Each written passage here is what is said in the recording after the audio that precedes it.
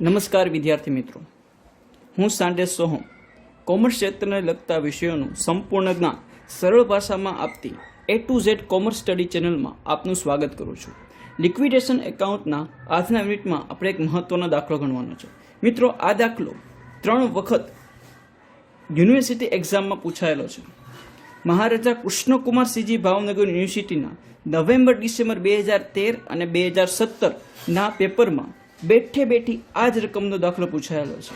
અને આ જ રકમનો દાખલો સૌરાષ્ટ્ર યુનિવર્સિટી માર્ચ-એપ્રિલ 2019 એટલે કે મિત્રો લેટેસ્ટ, બરાબર છે, માર્ચ-એપ્રિલ 2019માં પણ બેઠી આ જ રકમનો દાખલો પૂછાયેલો છે. એટલે આપણે સમજી શકીએ છીએ કે આ જ રકમ 2 યુનિવર્સિટીમાં 3 વખત પૂછાયેલી છે. એટલે આપણે સમજી શકીએ કે આ દાખલો ઘણો મહત્વનો હોઈ શકે છે.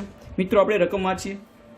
એબીસી લિમિટેડ તારીખ 30/6/2007ના રોજ ફરચામાં ગઈ ત્યારે તેનું પાકું સરવ્યુ નીચે મુજબ હતું. મિત્રો, હું હંમેશા કહું છું કે ભાઈ જ્યારે પણ રકમ વાંચીએ ત્યારે લિક્વિડેશન એટલે કે ભાઈ વિસર્જન કઈ તારીખે થયું છે આપણે ધ્યાનમાં રાખવું પડશે. મિત્રો, એક વસ્તુ ધ્યાન રાખવાની છે.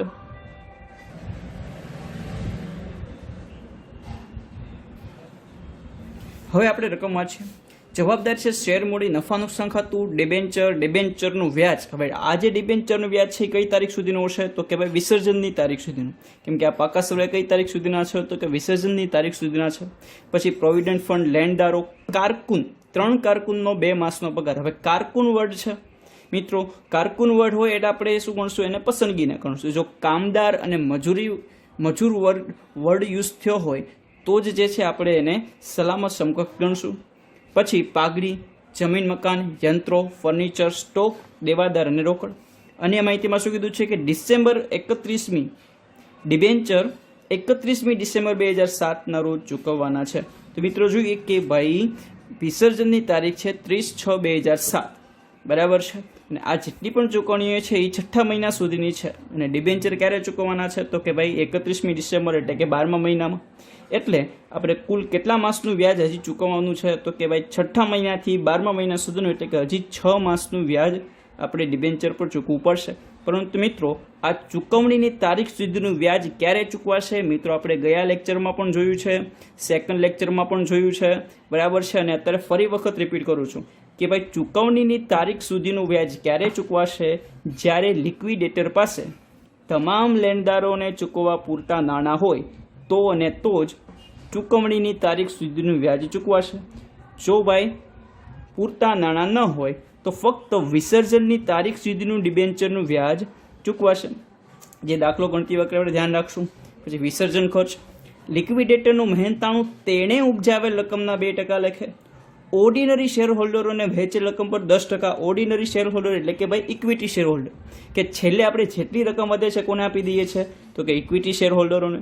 તો ઇક્વિટી શેર હોલ્ડરોને જેટલી રકમ ચૂકવીએ તેના પર કેટલા ટકા મહેનતાણું આપવાનું છે તો કે 10%. પસંદગીના લેણદારો પર 4%. મિલકતોની ઉપજ આપી છે અને શું કીધું છે કે લિક્વિડેટરનું આવક જાવકનું પત્રક આપણે તૈયાર કરવાનું કહ્યું છે. તો આપણે ઝડપથી દાખલાની શરૂઆત કરીએ. દાખલાની શરૂઆત આપણે ક્યાંથી કરશું તો કે ભાઈ આવક સાઈડથી. આવકના મુખ્ય કેટલા હેડિંગ છે? 4 હેડિંગ છે. રોકડ, સંપૂર્ણ સલામત જામીનગીરીનો વધારો, મિલકતોની ઉપજ અને બાકી હપ્તા. હવે આપણે જોઈ શકીએ છીએ કે ભાઈ 57 મૂડી 4 લાખ છે. ભરપાઈ મૂડી શું છે? 3000 ઇક્વિટી શેર 100 લેખે 3 લાખ, એટલે પૂર્ણ ભરપાઈ છે. એટલે બાકી હપ્તાનો તો પોઈન્ટ જ રહેશે નહીં. તો પહેલાં આપણે શરૂઆત કરીએ રોકડથી. રોકડ કેટલી છે તો કે રકમમાં જોઈ શકીએ છીએ કે રોકડ જે છે એ 12000 છે. પછી સંપૂર્ણ સલામત જામીનગીરી. તો હવે આપણે જોઈએ છીએ કે જવાબદારી સાઈડ એક પણ જામીનગીરીમાં તારણની એવી કંઈ માહિતી આપી છે નહીં કે કોઈ પણ મિલકત તારણ પર હોય, એટલે કોઈ પણ સંપૂર્ણ સલામત મિલકત છે નહીં, તો એની જામીનગીરીનો વધારો પણ હશે નહીં. તો આપણે ત્રીજા હેડિંગમાં જઈએ કે મિલકતોની ઉપજ. મિલકતોની ઉપજ. તો મિલકતોની ઉપજ જે છે આપણને રકમમાં આપેલી છે. તો આપણે 1 by 1 બધી ઉપજ લખી નાખીએ કે જમીન મકાન છે 1,50,000.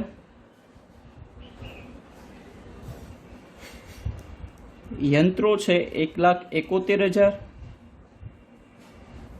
સ્ટોક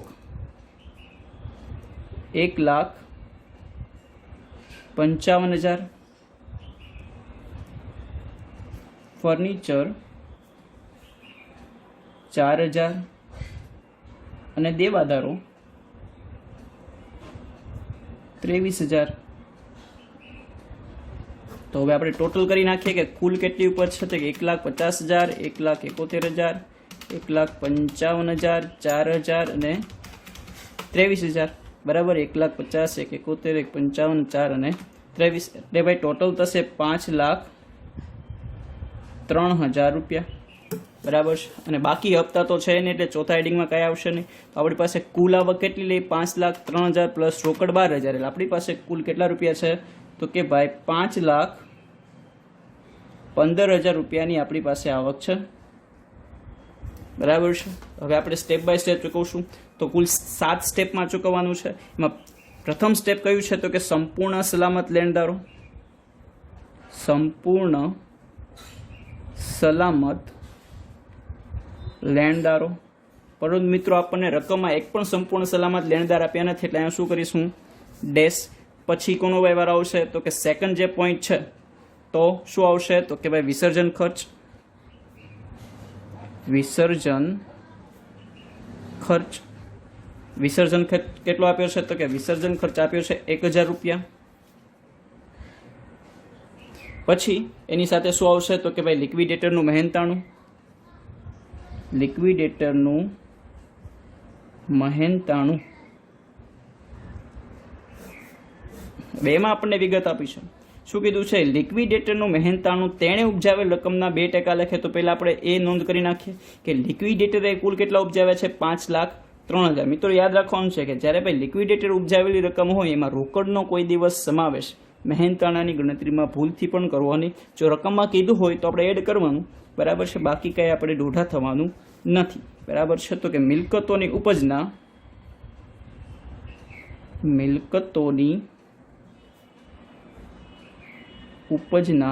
કેટલા ટકા કીધા છે? કે મિલકતોની ઉપજના 2%. તો મિલકતોની ઉપજ છે 5,03,000 અને એના 2% કરીશ તો મને મળશે 5,03,000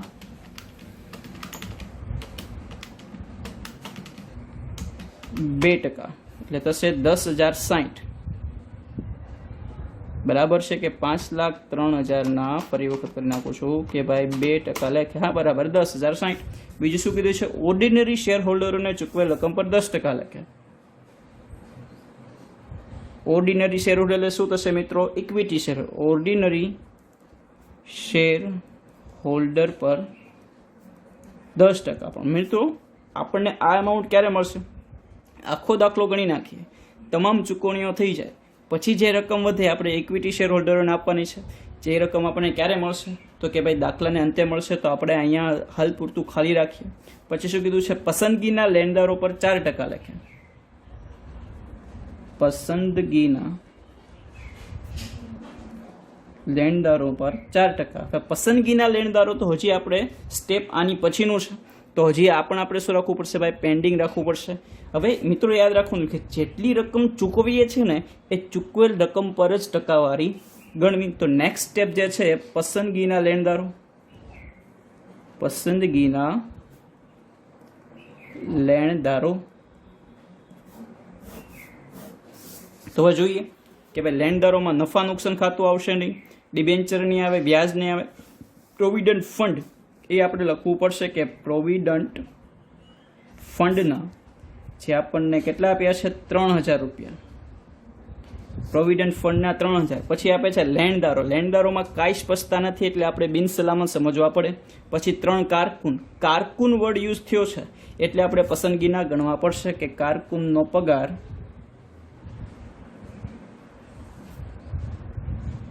બરાબર છે કે વધુમાં વધુ 4 માસનો. આ 3 માસનો છે.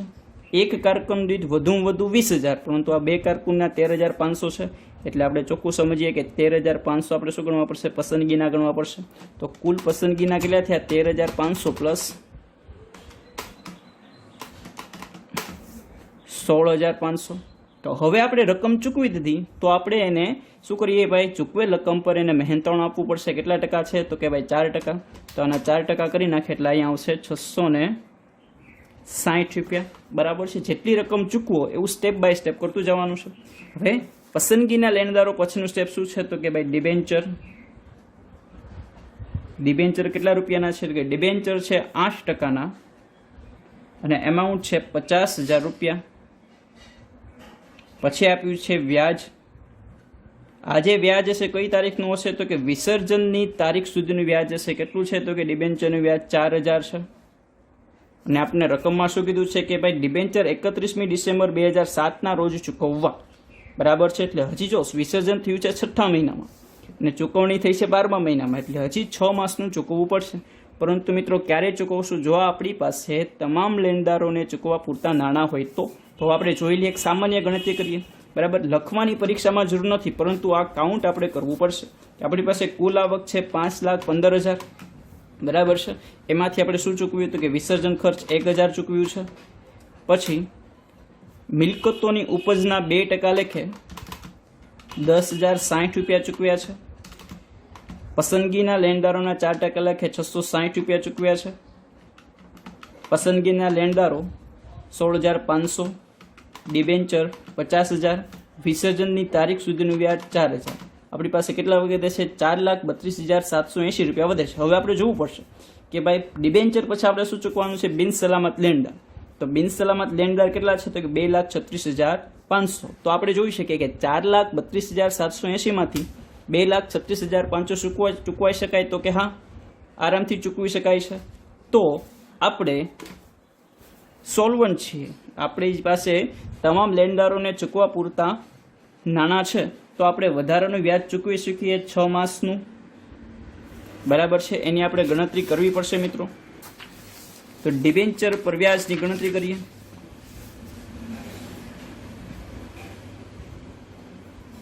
ડિબેન્ચરનું વ્યાજ હવે આપણે જોઈએ કે ડિબેન્ચર કેટલા ટકાના છે? 8%ના 50,000ના ડિબેન્ચર. એમાઉન્ટ છે 50,000, ટકા છે 8 એટલે 8/100 અને માસ છે 6 એટલે 6/12. એટલે હવે આપણને જે અમાઉન્ટ મળશે 50,000 ગુણ્યા 8 ગુણ્યા 6 ભાગ્યા 1,200 એટલે 2,000 રૂપિયા. આ શું છે ભાઈ? 6 માસનું શું છે ભાઈ? વ્યાજ છે જે આપણે ચૂકવવું પડશે 2,000 રૂપિયા. આમ ડિબેન્ચરમાં આપણે કુલ કેટલા ચૂકવ્યા? 50,000 પ્લસ 4,000 પ્લસ 2,000 એટલે કે કુલ 56,000 રૂપિયા ચૂકવ્યા છે. ત્યારબાદ હવે આપણે ચૂકવી શકીએ કે ભાઈ બિન સલામત લેણદાર. બિન સલામત લેણદાર કેટલા છે તો કે ભાઈ 2,36,500. આપણે યાદ હતું કે ભાઈ ઓલમોસ્ટ 4,32,000 જેટલી રકમ આપણી પાસે હતી, અને 2,36,000 લેણદારો ચૂકવી દીધા છે. હવે આપણે ચૂકવીએ તો કે ભાઈ શેર મૂડી. હવે જોઈએ કે ભાઈ શેર મૂડી ચૂકવવા પૂરતા આપણી પાસે નાણાં હવે છે નહીં. તો ભાઈ જેટલી રકમ વધશે એ બધી શું આપી દેવી પડશે તો કે ભાઈ ઇક્વિટી શેર હોલ્ડરને આપવી પડશે. પરંતુ મિત્રો એક વસ્તુ યાદ રાખવાની છે. શું? કે આપણે 2 રકમ હજી ગણવાની બાકી છે. એક કે ભાઈ ઇક્વિટી શેર હોલ્ડરોને ચૂકવેલ રકમ પર 10% લેખે મહેનતાણું આપણે ચૂકવવાનું બાકી છે, અને ઇક્વિટી શેર હોલ્ડરની રકમ પણ આપણે ચૂકવવાની બાકી છે. અને બંનેમાંથી એક પણ એમાઉન્ટ આપણી પાસે છે નહીં. તો મિત્રો આપણે તેની ગણતરી કરવી પડશે. ઇક્વિટી શેર હોલ્ડરની રકમ. બરાબર છે કે ઇક્વિટી શેર હોલ્ડરોને કેટલી રકમ મળશે એની આપણે ગણતરી કરીએ. તો પહેલા આપણે શું કરશું કે કુલ આવકમાંથી જે કેટલી છે ભાઈ 5,15,000 રૂપિયા છે, એમાંથી ચૂકવણીઓ બાદ કરી નાખીએ. આપણે જેટલા પણ રૂપિયા ચૂકવ્યા છે બાદ કરી નાખીએ તો કેટલા રૂપિયા ચૂકવ્યા છે? વિસર્જન ખર્ચ 1,000, મહેનતાણું 10,060, 660, પસંદગીના લેણદારો 16,500, ડિબેન્ચર 56,000 અને બિનસલામત લેણદાર 2,36,500. બરાબર છે કે 1,000, 10,060, 660, 16,500, 56,000, 56,000 અને 2,36,500. એમાં આપણે ચૂકવ્યા છે 3,20,720, 3,20,720 રૂપિયા. તો હવે આપણી પાસે કેટલા વધવા જોઈએ? તો કે 5,15,000ની કુલ આવક છે, એમાંથી 3,20,720 રૂપિયા આપણે ચૂકવ્યા છે. તો આપણી પાસે વધારો જે છે 1,94,280 રૂપિયાનો વધે છે વધારો. તો હવે મિત્રો સમજો શું છે આ વધારો? તો કે ભાઈ કુલ આવકમાંથી આ તમામ ખર્ચાઓ બાદ કર્યા પછી આપણી પાસે કુલ એમાઉન્ટ કેટલી વધે છે? તો કે 1,94,280 રૂપિયા વધે છે.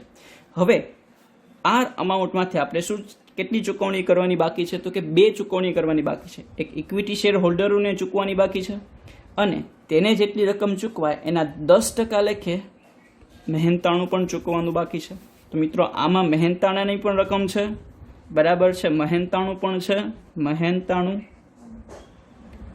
પ્લસ ઇક્વિટી શેર હોલ્ડરોની પણ રકમ છે. તો આમાંથી આપણે શું કરશું? બાદ મહેનતાણું, બરાબર છે. તો મહેનતાણુંનું સૂત્ર શું છે? તો કે ભાઈ વધેલ રકમ ગુણ્યા ટકાવારી છેદમાં 100 પ્લસ ટકાવારી. વધેલ રકમ કેટલી છે? તો કે 1,94,280. ટકાવારી છે 10%, છેદમાં 100 પ્લસ ટકાવારી એટલે કેટલા આવશે? 110. તો હવે આપણે ગણતરી કરીએ 1,94,280 ગુણ્યા 10 ભાગ્યા 110 એટલે શું અમાઉન્ટ આવે છે? તો કે ભાઈ 17,661.81 છે. એટલે આપણે લખી શકીએ કે ભાઈ 17,662 રૂપિયા. તો આ આપણું મહેનતાણું છે. તો હવે 1,94,280 માંથી 1,94,280 માંથી હું 17,662 બાદ કરું તો હવે આ જે રકમ મળી છે 1,74,618. તો આ જે રકમ છે એ કોને આ ચૂકવાશે? તો કે ઇક્વિટી શેર હોલ્ડરોને ચૂકવવાના. બરાબર છે મિત્રો, યાદ રાખવાનું છે, અઘરું નથી. ફરીથી સમજીએ કે અહીંયા હવે જે ડિફરન્સ આવશે એ શું છે? એમાં 2 રકમ ચૂકવવાની બાકી છે. તો કે મહેનતાણું અને શું છે? તો કે ભાઈ ઇક્વિટી શેર હોલ્ડરની રકમ જે 1,94,280 છે. તો એમાંથી આપણે મહેનતાણું બાદ કરી નાખ્યું. સૂત્ર શું છે? વધેલ રકમ ગુણ્યા ટકાવારી છેદમાં 100 પ્લસ ટકાવારી એટલે આપણને મહેનતાણું મળી ગયું. ને એમાંથી આપણે ચૂકવણી કરીએ તો ભાઈ 1,74,280. હવે આના આપણે 10% કરશું એટલે આપણે શું મળી જશે ભાઈ? મહેનતાણું 17,661 રૂપિયા. તો અહીંયા હું લખી નાખું છું ભાઈ 17,662. બરાબર છે, એટલે 10,060, 17,662 અને 660 એટલે કુલ મહેનતાણું કેટલું થશે? તો કે ભાઈ 28,382 રૂપિયા. અને ઇક્વિટી શેર હોલ્ડરોને કેટલા રકમ આપણે ચૂકવવાની છે? તો કે ભાઈ 1,76,618. 1,76,618. બરાબર છે. તો હવે આપણે આખો દાખલો મેળ બેઠે છે કે ભાઈ ઇક્વિટી શેર હોલ્ડરોને ચૂકવાયેલ રકમના 10% મહેનતાણું એટલે કે 1,76,618ના 10% લેખે 17,662. અને આ રીતે બંને સાઈડનો ટોટલ થઈ જશે 5,15,000 રૂપિયા. બરાબર છે મિત્રો, ખૂબ જ સરળ દાખલો છે, પરંતુ આ જ રકમનો દાખલો 3 વખત પૂછાયેલો છે. 2 વખત MKBU યુનિવર્સિટીમાં અને 1 વખત સૌરાષ્ટ્ર યુનિવર્સિટીમાં. એને લેટેસ્ટ જ પૂછાયો છે, ગયા વર્ષની જ વાત છે. તો મિત્રો સમજી શકીએ કે આ દાખલો ઘણો ઇમ્પોર્ટન્ટ છે અને મેં સરળ ભાષામાં સમજાવવાનો તમને પ્રયત્ન કર્યો છે. જો તમને આ દાખલો વ્યવસ્થિત સમજાયો હોય અને આવા દાખલા યુનિવર્સિટીમાં પૂછાયેલા અને ભવિષ્યમાં પૂછાશે કે તેવા દાખલા વધુ ભણવા હોય તો મિત્રો મારી ચેનલ સબસ્ક્રાઈબ કરો, વધુ શેર કરો, વિડીયો લાઇક કરો, જેથી મને મારા કાર્યને પ્રોત્સાહન મળે. બરાબર છે, મળીએ મિત્રો નેક્સ્ટ લેક્ચરમાં.